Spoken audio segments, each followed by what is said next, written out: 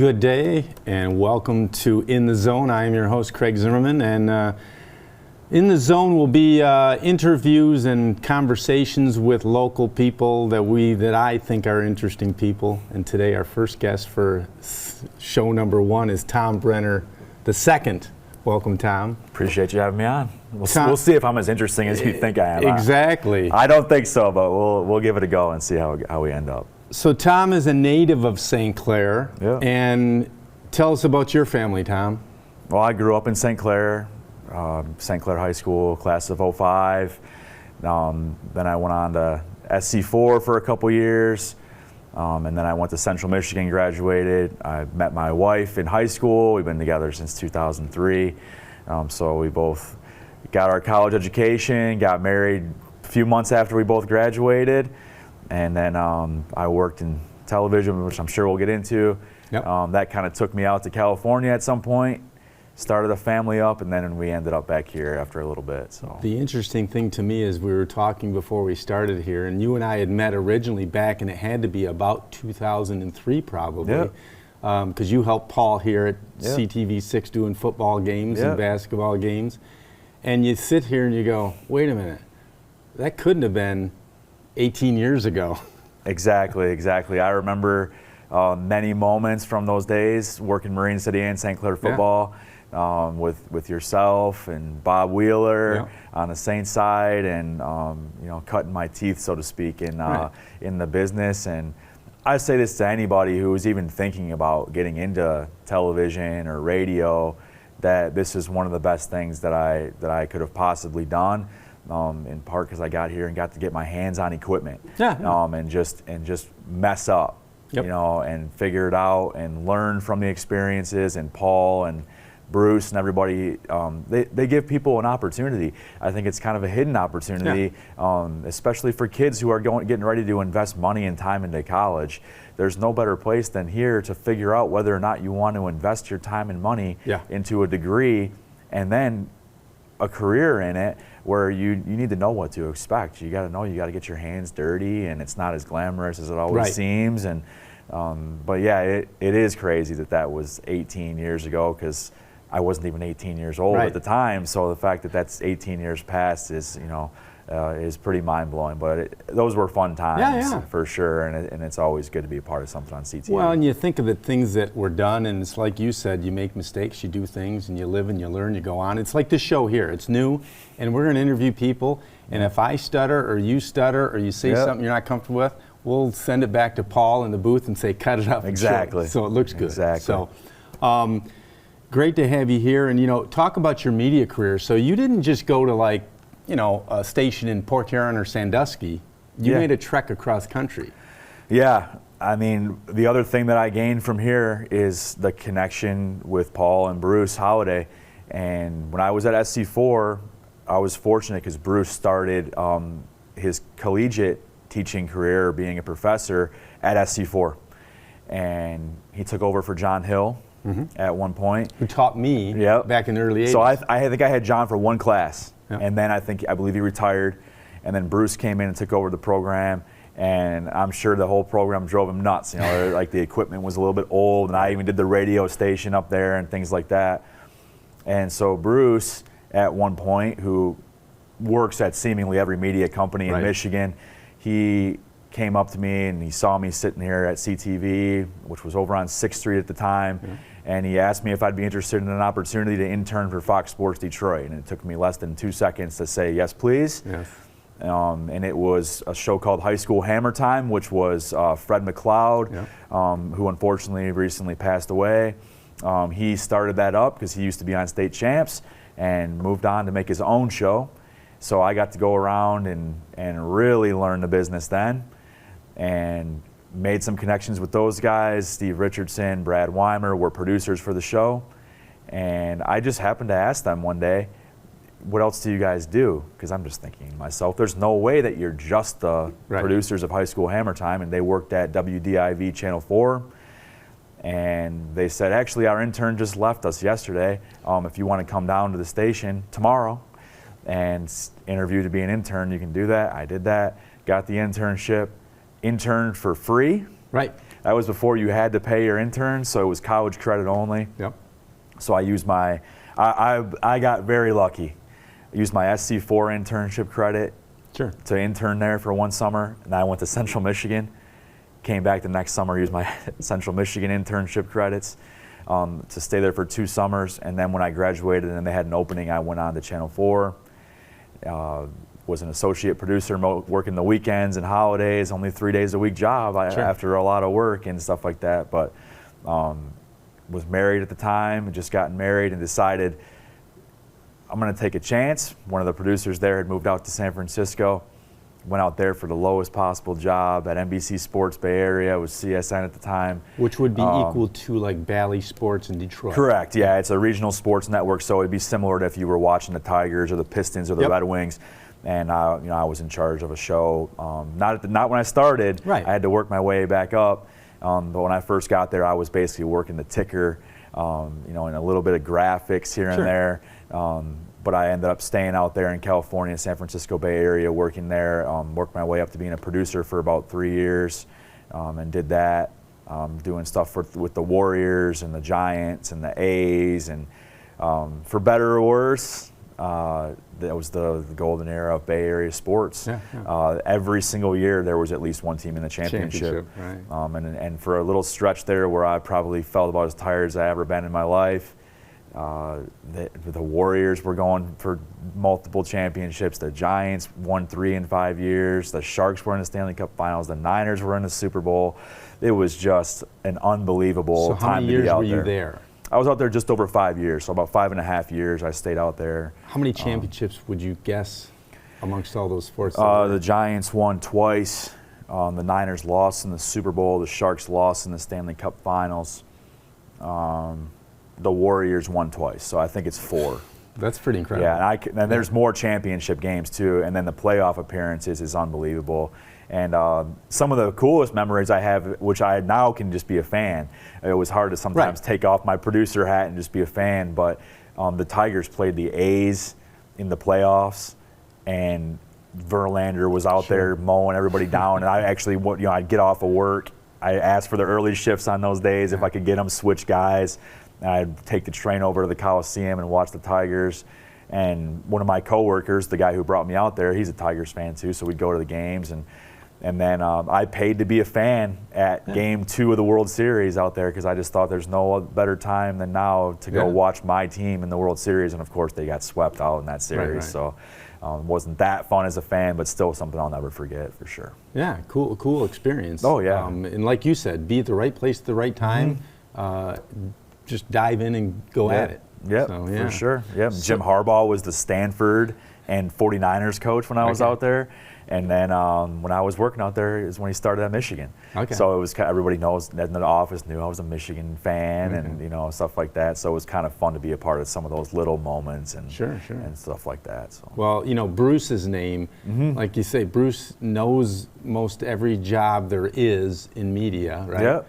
TV, radio, from putting together the equipment.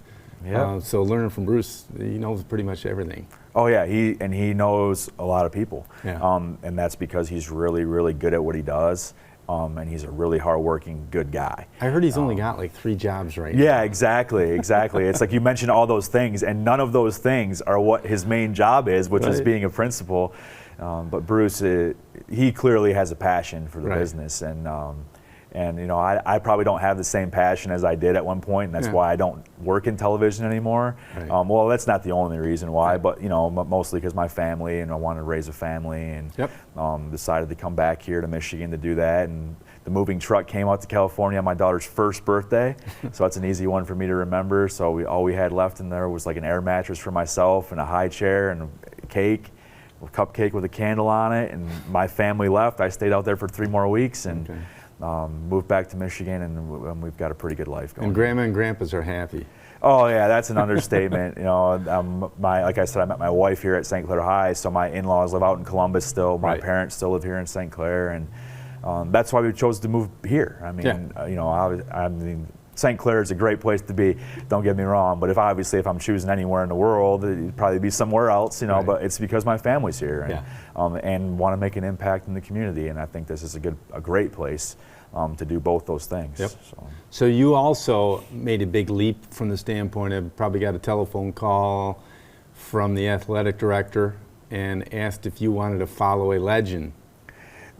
Didn't work quite that way, Well, but yes, yes, very similar. And that's John Davidson you're referring to, and he's still one of my best buddies in the world. I ran for him cross country and track back in, so that would have been 2003 and 4, the fall of those years. I did track for him for 3 years. I was a football guy, and then at some point just decided, you know what, I'm going to switch over to cross country and make a leap. Now when I moved back, I was kind of helping him. I was a stay-at-home dad, and then I was kind of helping him with his business, and he was still teaching and coaching. So I'd kind of go in there once in a while on some of his jobs and do the demo on a bathroom, and then he'd come in after school and practice and start doing the construction. And I just casually mentioned to him, like, you know, how much longer are you going to do this thing? He's like 17, 18 years in at St Clair only. And he said, it's like the same thing I've always said stands. If you'll take it over, then I'll go. He's like, and as hard as that would be for me to do, he's like, I'm always wanted to give it to somebody who I think would have a passion for it. I helped him a little bit when I was out of high school, when I was at SC4.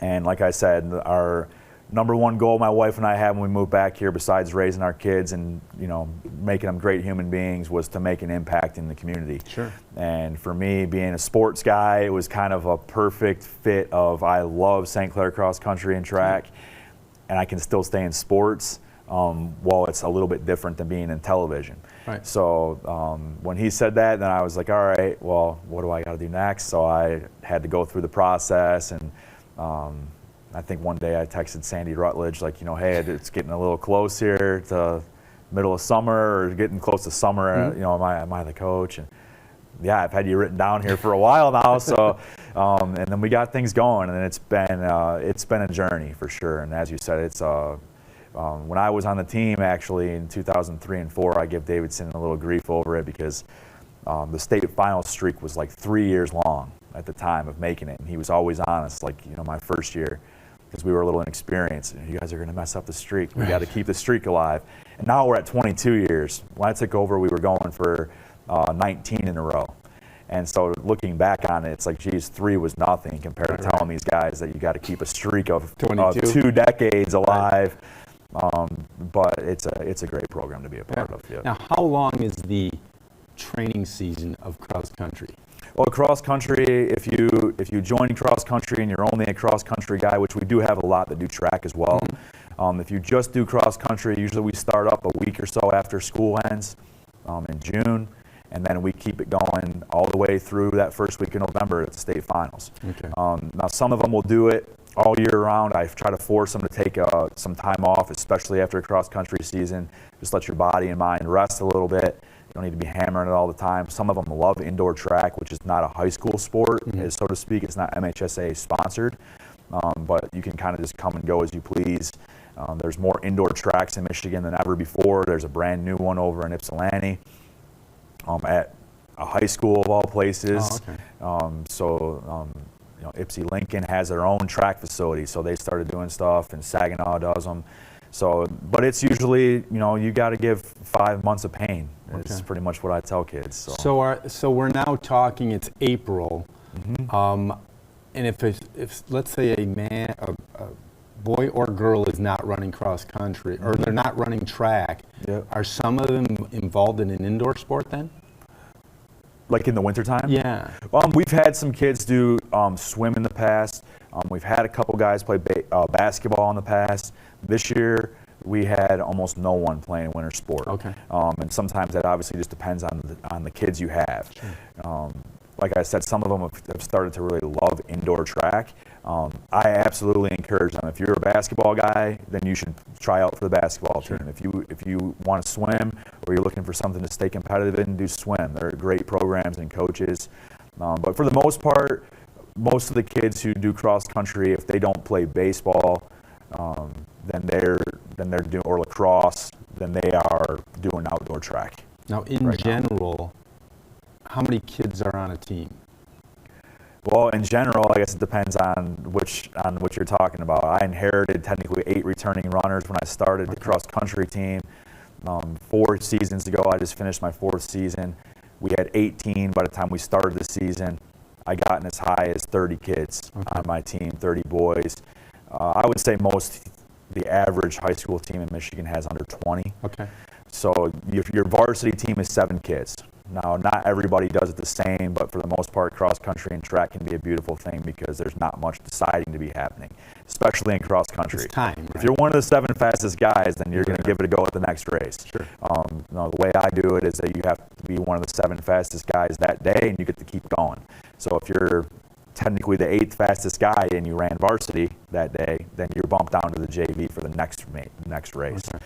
So 7 fastest guys that day, move on to the next one. And our JV pretty much runs the same day as our varsity every time. So it's pretty easy to look at little Jimmy or mom and dad and why isn't Jimmy on the varsity at the Holly invite? Because he wasn't one of the 7 fastest guys. And your most races you're only allowed 7. So sometimes for a it's 8 or layman 10. But who doesn't know track and field per se or cross country, are you saying that during the week you're running, and so Monday, Tuesday, if you have a meet on a Wednesday, the top 7 from that Monday, Tuesday? Yep, if we race on Tuesday at Romeo, then we send out 7 guys. The beginning of the season, the easy way to say it, the beginning of the season, we do a tryout. Sure. So you do a 5K, the 7 fastest kids, they get to start the season on the varsity. Say we run on Monday or we race on Monday, and whatever the 7 fastest times are on Monday, they typically will be the 7 guys on varsity on Friday. And then it keeps going throughout. If you're 8th, 9th, or 10th, are you likely to be on JV that week? Yep. Okay. Yep, so anybody who's not in the top 7, they run in the JV race. And you can be a junior or senior and be that way. That was my next question. So it doesn't matter who you are, what your time is. Very rarely in cross country do I have to make a decision. Now, when we get to the end of the season, we have to be a little careful with that, because you don't want to necessarily punish somebody who's been on the varsity all year, a consistently elite runner, and say that they rolled their ankle or they just have a bad race, they weren't feeling right. I'm not going to, the chances are that's the one time you have to make a call. I'm not going to put somebody who ran 15:45, say it was Jack Pennywell, who's now at Michigan State. I'm not going to take him out of the varsity lineup for the regional meet in favor of somebody who's consistently ran 17:30. That's 2 minutes. Okay. He's one of the best in our school history. He's clearly there every week. Okay. It doesn't happen often. It's more that backside where you're like deciding between a 7th guy and maybe an 8th guy, top JV guy. But for the most part, it shakes itself out the right way. So then if you've got 30 kids on your team and you've got 7 on varsity, then you'll get 23 on JV? Yep. Okay. Yeah, and there's times where, like, our JV guys, I tell them all the time, just trying to make sure they understand where they are. We have different standards for varsity letters. So you could be on my JV and still get your varsity letter. Okay. And part of the reason for that is that a lot of our JV kids, they could be on almost anyone around here's varsity team, if not one of their scoring runners in the top 5. And for some of them, they're number 1 runner. So we don't want to punish those kids for happening to be on a really deep program. So for the most part, I think our standard is under 18 minutes. If you can do that once, then you're on there. If you're on the team for 4 years, then you'll get your varsity letter. And if you're on the varsity a certain amount of races, then you'll get it as well. So I think it's usually, we race around 10 times a year, so I think I usually make it 6 races on the varsity, which is the majority of the races. Okay. Then you'll get your varsity letter. Just on average, how often would you see a kid come from JV to varsity late in the season? Do you see much of it? I haven't personally seen it. I know Davidson did, I think even in his last year. And one of my runners that I inherited, Ray Hill, who's still one of our best leaders ever, probably since even Davidson's time, he was a very talented sophomore runner, and he ran on the varsity most of the season, and a senior kind of came in at the last second there at the MAC championship and bumped him by like 2 seconds. And so Ray had to go down. He didn't get the run at the regional meet, or maybe it was just the state finals. But it happens. And as a coach, even though you've got your standards and it happens, it's still a gut punch. You don't like seeing it. But at the same time, that's how your program gets better. If you don't have I tell people all the time, you have to have 5 good ones because you score 5. You got 7 on the varsity, but 5 score the points. Okay. And it doesn't matter who those 5 are. So if, say, Jack Pennywell is our number 1 guy and he happens to be our 7th that day, well, he just doesn't score. Okay. It's the first 5 guys across the line, you add them up, and it's kind of like golf. You want the lowest one. So if Jack finishes first overall in the race, he gets a point. If Andrew Parr finishes third, he gets 3. So now so far we're 4 points deep.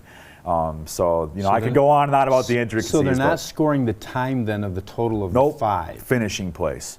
So that's why, like, some people, they'll show up to a meet and they're like, why is this guy, like, because I'm probably the nuttiest guy on the course and I'm running around yelling. Where's everybody at? Well, because you start looking at your matchups. And there's still some coaches, even at our school, who don't understand what I'm talking about. Like, why would you care about this and that? It's just simply running. Picking a point out. Well, because you got to look at it as the easy way to win against another team is, say, Yale, who, us and them have been very competitive with each other since I started coaching. We both won 2 regionals. We've split it 4 seasons.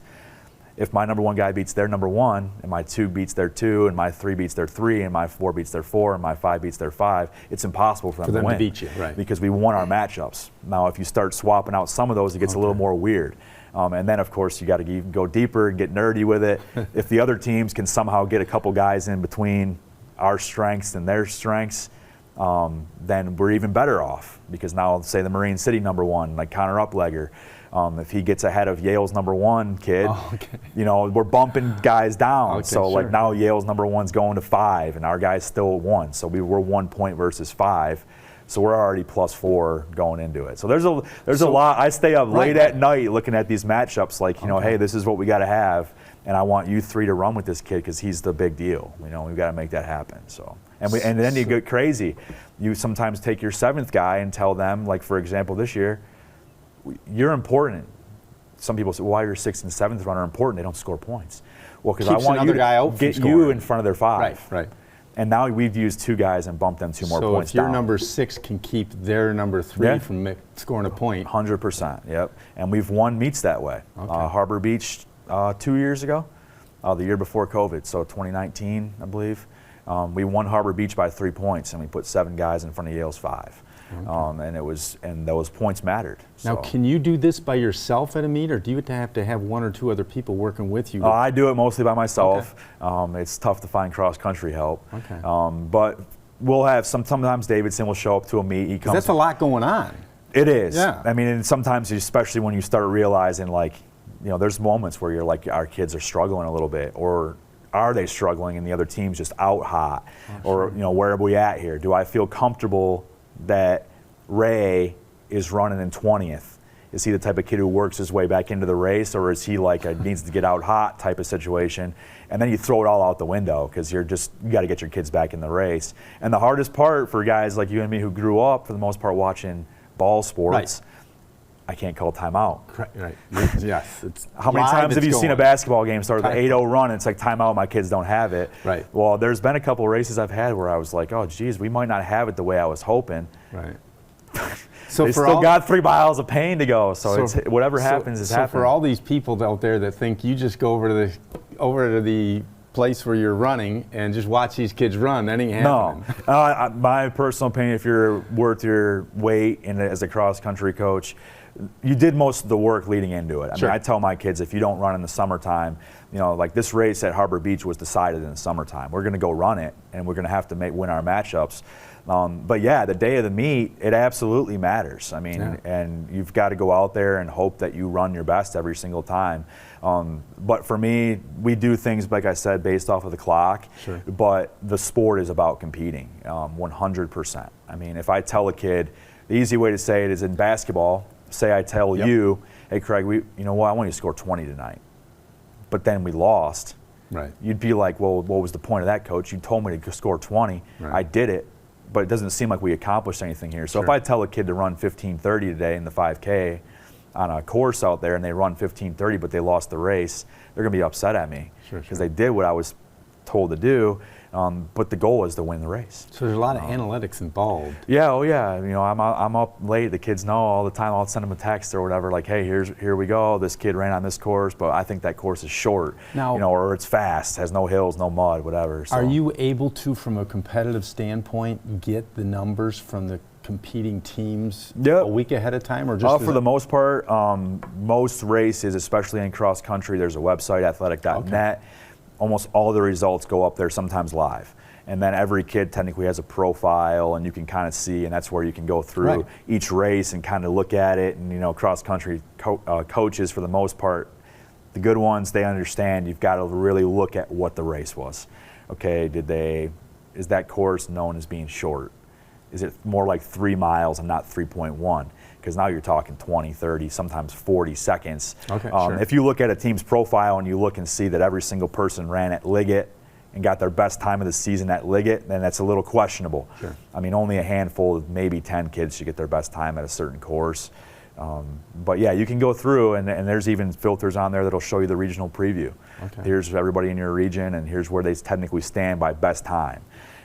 I'd like it to be a little more in depth so I could get rid of certain races and see where they really are, but I'll go through and calculate kids' average times, average finishes, just so I can see if they're for real or not. Now there is team championships and individuals, correct? Yep. Okay. So especially in track, that's where it gets extra weird, but in cross country, you can be a regional champion, and then there's a team regional championship. In cross country, in the 90s, there was 2 separate races, individual and team. Oh. Now it's all in one. So D1, D2, D3, and D4. So the winner of that race will be the state champion. Even if they don't have a team to run with, you can still qualify for the state finals as an individual. There's a bunch of crazy ways to do that. But for me, I hope I never coach where my team doesn't make it. The sport is 100 times better when your team is doing well and you're not just worried about 1 or 2 kids. And I mean, it just makes the grind way better when I can legitimately talk to them about our team competing. Sure. If I'm just talking to saying to the whole team, we want to go out there and do this, and it's like, best, Coach, we're not going to be able to do that. Right. Nobody likes doing that. So yeah, you can make it as an individual or a team. Now, when they get to the state championship level and they do it at MIS, correct? Yep. Michigan International Speedway. Is that course the same every year, or do they change it? Yep, it's pretty much been the same since I've been in high school. Okay. They've made a couple little tweaks here and there. I know there's a lot of coaches that wish they would change the venue. Sure. They have a long history of running the MIS, so there's always ideas floated out there. So there's some coaches that want each division to have their own site. Sure. And then you go through that, and then of course historians are going to say, well, now you're comparing times at the golf course in Ann Arbor versus MIS, and then you're going to Portage, and this course is notoriously hard, and that one's super flat.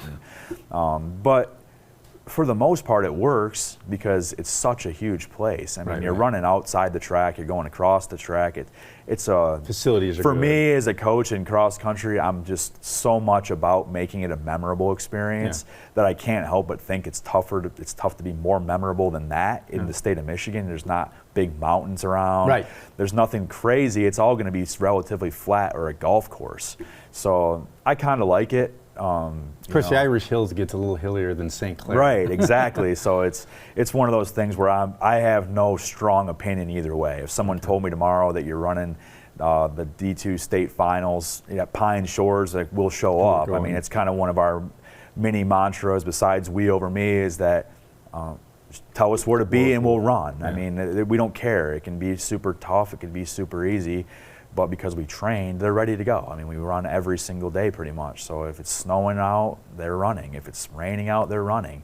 The track team loves to give us grief because, well, they start the practice by saying, well, the sprinters are in the hallway today, the throwers are in the back gym, and the distance guys just go with Coach Brenner. We know where you're outside, because we don't really run inside. It's just we're ready for anything. There's no surprises, and it's a phenomenal experience. And so a cross country course varies from what size to what size? Most of them for high school should be 5,000 meters. Okay. So it should be 3.1. There's many of them that are not. Okay. I mean, the only way to do it, the good and the bad, is we got these GPS watches now. Every kid has them. You're actually allowed to wear them in races now. Okay. Most coaches, whether they want to admit it or not, they measure their courses off their watch. Now you head into the woods, it's going to lose signal probably. We hosted a race with Yale the last 2 years, and I'm a lunatic, so I'd go out to Goodall's with my little wheel, and I would walk the entire course. And you got to get to the exact right amount, and that's legit. Put it up right there. And then I did it like 6 times, because then you got to paint it, So it's like you do it the first time trying to see if it's as good as you thought it was, or if it's close, and then you got to go through and I paint the line, and then you got to measure the line and make sure that you got the tangents, because the kids could take the short way on a corner. You got flags up, so it's one of those things where some kids, and it's really tough because of Athletic.net and because of Strava. Like there's so many things available to kids now where they can look at their performances and see other kids' performances. Sure. Everybody loves looking at time, which drives most coaches nuts because it's just not about time. Like, I mean, it's about competing, and some kid could run 15 minutes, and there's been plenty of time. Oh, the kid ran 15:30 today. Well, he's run 17:20 his entire career. Like, something's probably up, and you hate to tell the kid that, but it's just the truth. So, yeah, they're supposed to be around 5,000 meters. Once in a while, you'll see something different. But. Now, is Goodo's your home track?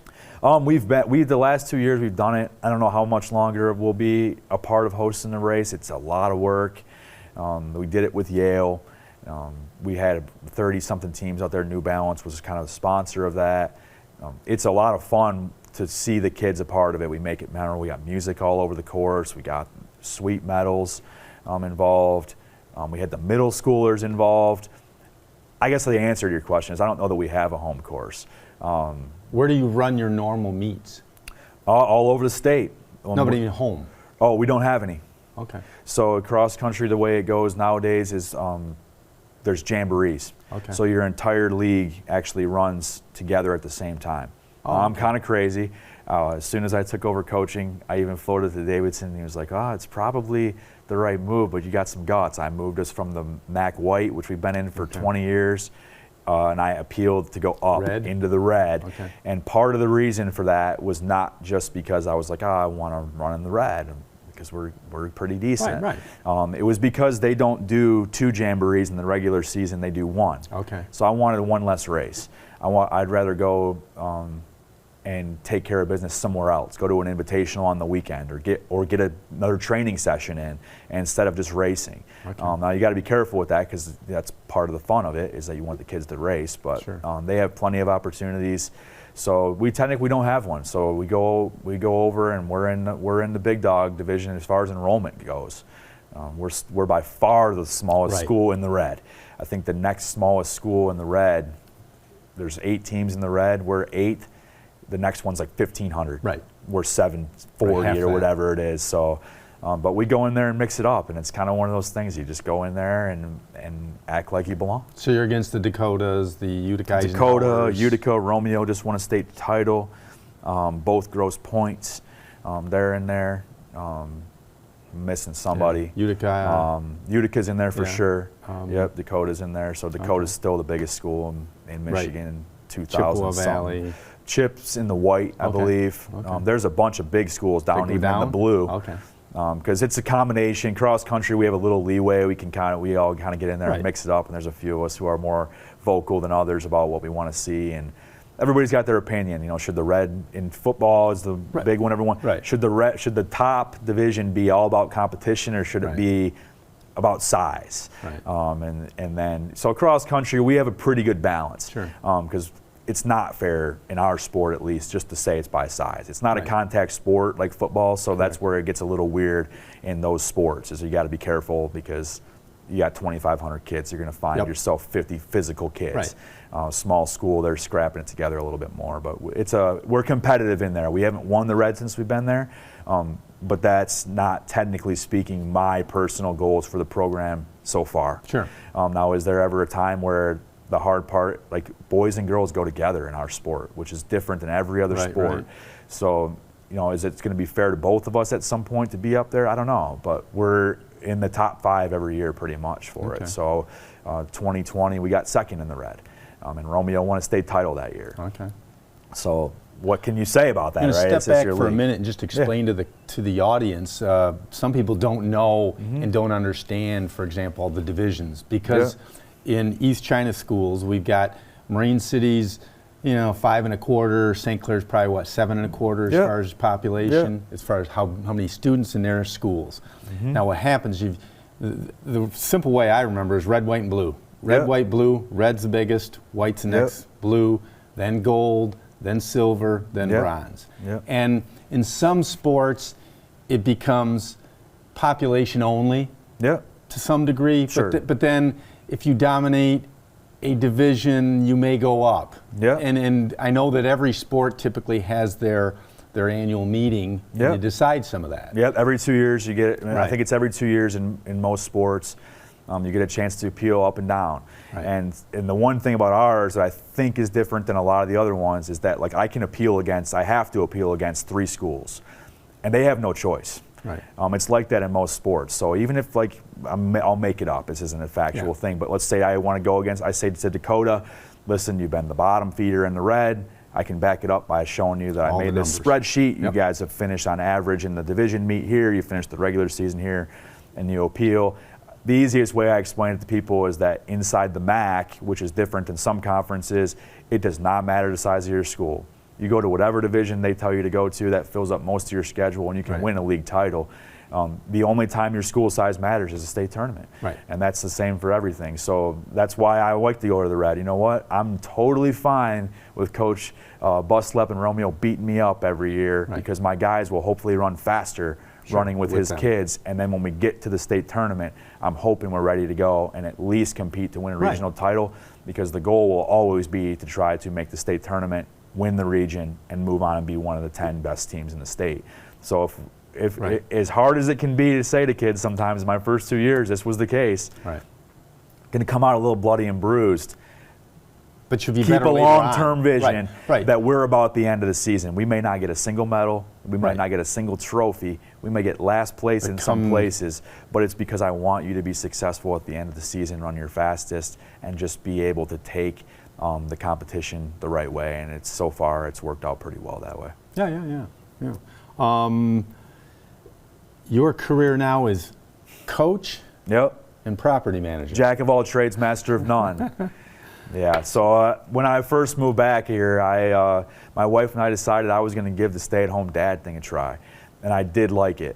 But I'm just not the type of person to sit still, and Coach Davidson jokes about it all the time because I'm always like, I'm way overloaded, and he's like, dude, you're just always going to be that way, so just figure it out. So once I got back here, like I said before, I was working with him a little bit.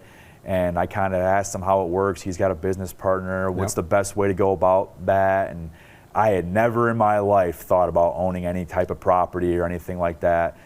And he mentioned one of my buddies who I ran with from high school had just called him to ask him if he was interested in getting a house with him. But he already had a place, or Davidson already had a partner and was going. So I was like, well, can you give me Will's number? I don't know if I have it anymore. And so I called him up, and he was ready to go. And so I've taken on being the main point of contact on a few properties around town, and I've learned a ton. I've got like more tools than I ever could have possibly thought, and I've been doing some kitchens and bathrooms for people here and there, pretty much on the lowdown, and more favors than in business, really. And it's been an experience. I mean, it's if it was as simple as just fixing the houses, then we'd own 100 of them. But diving into this type of thing, especially then all of a sudden COVID happens, it's an experience. Housing costs are escalated. Everything just is costs, and I mean, and of course, we're not buying $1 million houses, so there's going to be issues with them, and you got to maintain them. And we like to try to give our people a place that they're super comfortable in. And it has its moments where I'm doing nothing, and then it has moments where it's just like, I'm working every single day, or here comes another text, here comes another phone call, and you're dealing with that. But I enjoy it. That's the biggest thing since I stopped working in sports television, is that I can drop my kids off at school. I can pick them up from school. That would not have happened if I worked in television. Maybe I could have dropped them, because I worked from 2 to midnight every day pretty much. But I can be a part of T-ball now. Yesterday actually was the first time ever that I didn't coach. So I sat at the practice, and my wife and another parent were like, you're never going to make it. Like I was just like itching to go. They're like, you're going to have to be out there before you know it, because I was in charge of T-ball last year. I coached T-ball, but I'm trying to take a step back and not overload myself. And but being able to do that, I'll help my son's 3-year-old T-ball team this year, and just having the flexibility to go golf at random with my cousin or my buddies, and not be locked in is as outstanding. So it's been worth it, and I can coach and be there at 2:30 after school because I don't teach. So, but being able to be there when the kids get out of school instead of having to say, well, I got to work till 5. I'll be there at 5:30. That's really tough to build a program that way. So, that's a huge positive of being back here for sure, is the flexibility. So you're an assistant coach for track as well? Yep, I'm technically an assistant coach for track. That's what the paycheck says, at least. But I coach the distance kids, sure. Boys and girls. So I think at the start of the season, I had almost 30 distance kids. So there's like 60 boys on the track team, and 20-something of them are just distance boys. So it's like an undertaking. How many of those 20-something are on your cross-country team without getting? 15 or so, okay. I think, are on there. We're going to lose a few of them. This will be the first. The interesting thing is this is my first freshman class. Okay. They're seniors now, so they'll be heading out. So those guys have gotten to see the full growth from when I started to where we are now. And this is the first track season I've had actually where the entire varsity cross country team is on track. Okay. So we've had some guys play baseball in the past, and this year they had their list of reasons as well. I loved going to watch them play baseball. They decided to do track this year. So we've got everybody from cross on there, and they're all running really well. They're just, that's good. It's such a tough sport to get ready for. I mean, even most practice days, it's like you almost feel bad sometimes because like there goes the sprinters, they're done, and there goes the throwers, they're done, and we're just getting warmed up. So and it's 38 degrees, and it's raining, exactly. It might be snowing, and exactly. So yep, I'm technically an assistant, but I'm highly involved in everything, of course, because I love the sport. Who's the head coach for? Boys is Pete Fox, and girls is Bob York. We got to get the professor in here. Yeah, you should get him in here. He'll teach forever, so he's more than available sometimes. He stays busy. He's got his calculator figured out of how much he can maximize the retirement program. Yeah, exactly. And him and I know each other from when I was in high school, and we've had our run-ins and just minor stuff, athlete and coach or whatever, and so. When I started coaching, actually all the track jobs were open when I first started coaching. So both head coaches and both assistants, they all left at the same time. And so we get to joke around that it's funny that I'm coaching with them and all these things. And of course I'm putting together all these crazy lineups, and he'll be like, dude, too much. Right, like, hey buddy, like, cause I'll tell him all the time, like, hey, can you convince this sprinter to run the 400? No, they don't want to do it, and I'm like, well, we need them to. Let's go ask them, right? Like, yeah, exactly. So, I'm always calculating all these things, but we have a good working relationship with the whole thing, and it's been a successful program. Anything you need to promote as far as you got anything coming up? Oh, we've got a couple fundraisers coming up. The Artful Dodger's been around for a long time. Last year we started being a partner in that. So that used to be the Art Association's thing. I know that Rotary was involved, I believe, in founding that. And Michael Grover and Brandy Smits at some point, it seemed like they needed a partner, or they were looking for some more help at least. Young blood. And I kind of just was like sitting there. I think I was at a run club, and I just said, well, it's nice if I can do something that's kind of in line with my sport, and if I had you guys to help me out, then maybe I'd be a part of that. So we started it up last year, and it worked out really well. This year we're adding on to it, so it's I believe it's Friday. So there's a couple of layers to it. This year we're making a change because I don't have enough stuff to do, so I decided to add more stuff to my life. Friday, June 24th, I believe, is the date. We're gonna do a speed camp for distance runners. So it's brought to you by St Clair Cross Country. Okay. So myself, one of my good coaching buddies, Todd Powers in Marysville, is gonna join me and help me out with that. I'm hoping some of my runners, especially the ones who run in college, come back. Help us out with that. It's grades 6 through 12. It's $75, but I tell people the camp is really like $40. And the reason being is that you get to choose what race you want to do in the Artful Dodger, which is the next day. So Friday you'll come to camp, Saturday you go to the race. So your registration for the race is part of your $75. So for $40 you get lunch, a t-shirt, and some instruction. We'll be in a classroom setting, so to speak, for part of it, and then we'll be outside or in a gym depending on the weather, taking them through some little exercises and working on their form and explaining to them how you get fast and stuff like that. So we've got that going on for us, and that's 100% benefits the cross country program. So anybody who's got a 6th through 12th grader, sign them up. The thing I tell anybody who I try to recruit to the team or anything is that don't believe what you hear. We don't run 1,000 miles a week. One of the things that absolutely makes my life awesome and difficult as a coach is that every single kid technically gets their own personalized program.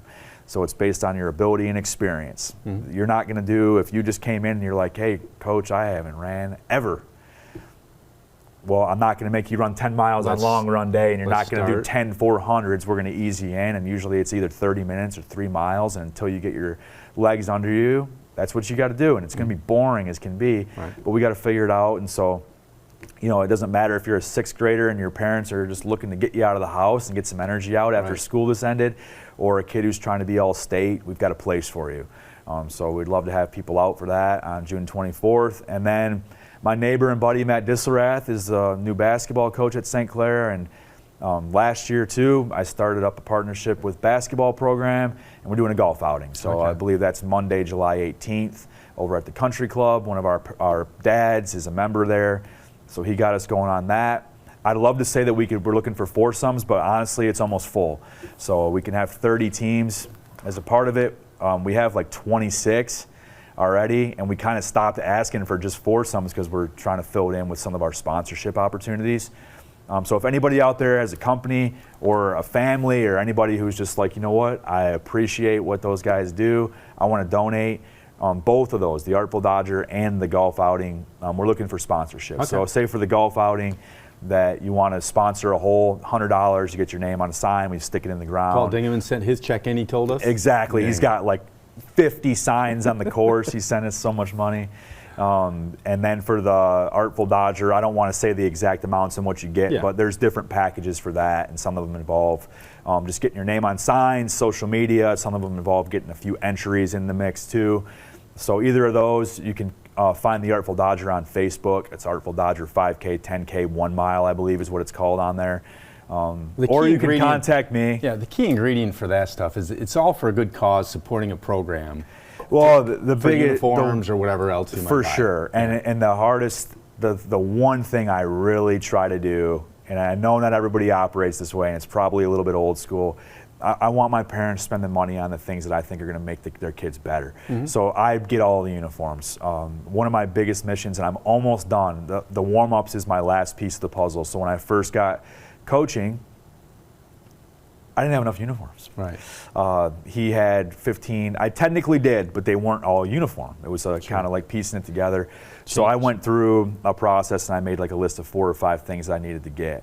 And we started with having to get new jerseys and shorts for 30 boys. And then, unfortunately, our tents flew up in the wind. Well, believe it or not, those tents can get you about a $3,000 bill. But that's your locker room. You know, you've got to have that. And so we have 2 of those.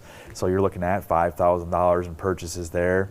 And warm-ups is one of my last pieces. I've also bought some recovery stuff to keep the kids healthy, stuff like that. I do all that. We try not to ask for help as much as we can, so the community helps us. And I always tell people with our thing with We Over Me, every year that's our thing. We may have a different quote on the back of the shirt sometimes, but We Over Me is my philosophy with our program, because I'm just genuinely interested in them learning about life through our sport, and being better humans, students, and then athletes. If they're really outstanding athletes, but they end up being a terrible member of the community, or a bad dad, or whatever the case, then I feel like I did a bad job as their coach. So I make them do stuff that many coaches don't. We're out in the community doing things. We shovel snow for senior citizens and people who are maybe physically unable in the wintertime, so we go out and we do that for free. Now, some people do donate, but technically speaking, it's for free. We've done food drives, and we make the whole team go to them. We'll volunteer at places that need help, and we do that to make a difference, absolutely, but also it's because I hope that people, bare minimum, spend their money or be a part of those businesses that donate. So when the people who come to our golf outing or go to the Artful Dodger and they see CTV and they see Neiman's and St Clair Chrysler or anybody who donates money, understand that our team is what it is, in part because those people invested time or money. It builds character, and it's good for community. It is, and so it may seem like, well, we're making everybody rich by buying cars here and doing this and that. Well, these places, especially in a small town, are donating a lot of money to these programs.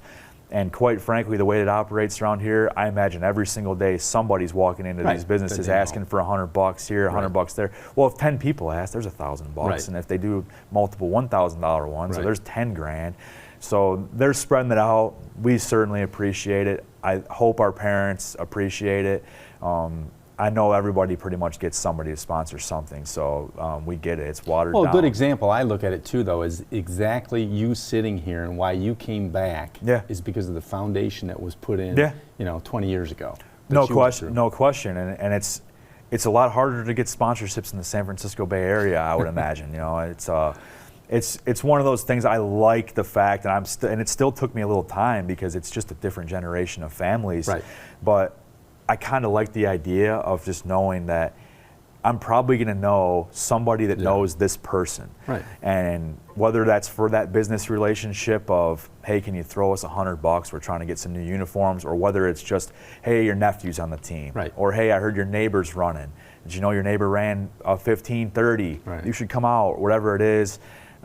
There's just such those like first and second degrees of connection that it makes it fun. It's fun to watch kids grow up, and it's cool to drive by and say, hey, I did that kitchen, I did that bathroom. Right. Ray lives there. Hey, that Jack, that's what my kids call Jack Penny. That's Jack's parents' house or his grandparents' house, and and people see us running around town. So it's cool to see just all those little things. Gives it a great experience, and it's hard to duplicate that in a big place. And I'm attached to this one, so I don't know if I was a cross country coach out there, would I be able to even do what I do here? Maybe. I'd like to think so, but no question that what Davidson did here, he's why I love cross country coaching. Even he will say this. I'm not like the biggest running fan. Right. I pay attention to it all, but there's kids on my team who know every single professional runner and exactly what shoe they wear. And, for me, the sports is just, I don't follow them that way. It's part of life. For me, this program is about making these kids better. I'd love nothing more than for maybe me to be sitting there one day and some other kid sitting here who's taken over my job, or who's, started up their own rental business or whatever the case may be. And just knowing that, some kids making a difference. Because that should be the point of any community, big or small, is that you keep passing along those core things that should matter. So you don't have problems later on. Well, and I joke about it, but I want you to be like my neighbor one day and be a good neighbor, be a good person in the community. And the younger generations, that's our responsibility, is to keep carrying on and maybe even improving things where we can here and there. And I certainly love it. I've only been at it for 4 years, but I love it when a kid texts me, or calls me or FaceTimes me and says hey, coach, I'm getting, check it out, I'm at the airport. The one kid is trying to get his pilot's license. So he's doing kind of what I did, which is he's starting there and he's probably cleaning up messes in the little airport, down there by Clemson. And he's going to try to get himself on a plane. And I can't wait to take a flight with him one day, and those little things, or when, they become a dad for the first time. Because, my relationship with my athletes is probably not like most coaches. I love getting to know them on a personal level. As a matter of fact, I'd rather get to know them as a person first and then make them fast, because it's just easier that way. I think it's sometimes difficult to make kids really good in sports and then act like you care about them. I mean, it's you can do that, but I don't know. It's just not my style, I guess. Being real is the best way, right? Yeah, I want them to come back and want to talk to me about their life, and not just like, hey, you remember when we did this thing? And sure, they're going to talk about streaks and they're going to talk about championships, but most coaches lose more than they win. So if we're out here just trying to win and not impacting lives, I'm going to be having a bad time. It doesn't matter how successful someone thinks you are. There's usually somebody who won more games than you. It's really tough to be the top at everything you do. So. Okay, good to hear. I think that's about a wrap on the first In the Zone. I would imagine. And I would like to tell people to call me if you know somebody that needs to be on this program. 586-707-5811 is my personal cell number. And I've got a list of people, and we've got about 6 or 8 of them lined up, and we're going to keep on going. So thank you, and we'll thank you, Tom, for being here. Hopefully the series continues after this one. Okay, there you go. Okay, have a great day. Thank you.